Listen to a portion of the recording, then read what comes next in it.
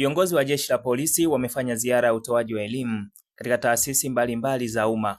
Ziara hii imefanyika leo Februari 3 mwaka 2026 ambapo viongozi wakiwemo mkuu wa usimamizi wa kampuni binafsi za ulinzi, polisi wasaidizi kutoka makao makuu ya polisi Dodoma, naibu kamishina wa polisi DCP Ulrich Matei, pamoja na mkuu wa kitengo cha usimamizi wa polisi wasaidizi kutoka makao makuu ya polisi Dodoma, kamishina msaidizi mwandamizi wa polisi SACP Dr. Deborah Magirigimba na watendaji kutoka kamisheni ya polisi jamii wameitembelea ofisi ya mfuko wa taifa wa hifadhi ya jamii NSSF pamoja na ofisi ya baraza la taifa la hifadhi na usimamizi wa mazingira NEMC. Aidha, wamezungumza na viongozi na watumishi wa taasisi hizo juu ya umuhimu wa kuwatumia polisi wasaidizi katika shughuli za ulinzi na usalama ndani ya taasisi zao.